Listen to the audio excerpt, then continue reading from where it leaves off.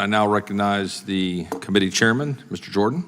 I thank the chairman and thank you for holding this hearing. I would yield my time to the gentleman from Arizona. I thank the gentleman for yielding. I'm going to ask each one of you a question related to this scenario, because this is a real scenario.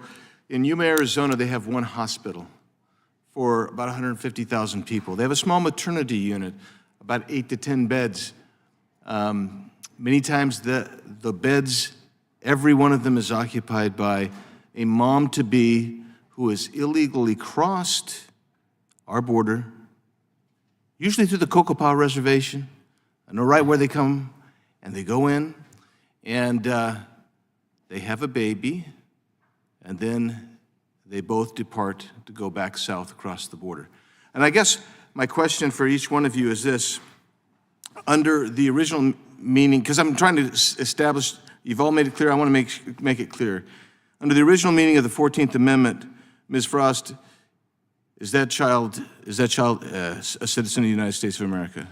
Yes, of course, because the Reconstruction Congress and wanted in simple and clear language. Thank you, appreciate that. Oh, and now, Mr. Cooper? No, Congressman, not under the Citizenship Clause of the 14th Amendment. Mr. McCotter? I agree with Mr. Cooper, that's correct. Mr. O'Brien? No, because she's not lawfully present in the United States, the mother. So let's consider, we have a very, very disparate interpretation of Wong Kim Ark. We've got Ms. Frost, whose position, and I don't want to misstate it, but that the original allegiance or the jurisdiction thereof displaced the allegiance requirement, right? So there's no more allegiance requirement. Is that fair? Is that a fair description of what you're saying, at least on that portion? I'm not sure what you're referring to by the original allegiance requirement. There was never an allegiance requirement. There was the Dred Scott decision. Okay, so that's what I'm getting at. You believe there was never a jurisdiction thereof never required allegiance to the sovereign. And so now I want to clarify that.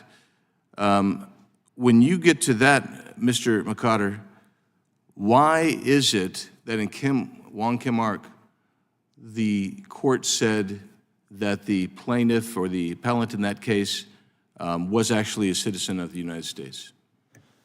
The Supreme Court's rationale is a little hard to follow in Wong Kim Ark, to be honest, but it does say that the parents there were lawfully present with the consent of the sovereign, which is the United States, the equivalent of our modern-day LPR, lawful permanent resident. So if because that's the way I read Wong Kim Ark. They're talking about there's lawful presence, and there's an intention de domicile, which has a legal term of art, meaning you're intending to live there, stay there, and be part of that community. That's really what that gets at. So I'm baffled by the notion then that if you cross through the Cocopah Reservation and you go into the regional hospital in Yuma and you have a baby and your intention is to immediately leave and go back home, you're not legally present in the United States, nor do you have an intention to be here. Why then does that baby entitled to birthright citizenship, Mr. Cooper? Sorry, Congressman, that baby is not entitled to birthright citizenship. And I think Wong Kim Ark does not in any way support the claim that it's entitled to birthright citizenship.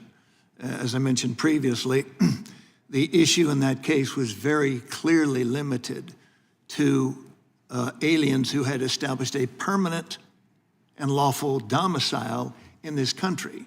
So whether you think that's sufficient or not, it clearly doesn't sweep within it people who have come into this country illegally. And I would also point out, Wong Kim Ark itself said there are some certain irresistible conclusions to be drawn from the Citizenship Clause, including that the 14th Amendment affirms the ancient and fundamental rule of citizenship by birth within the territory in the allegiance and under the protection of the country.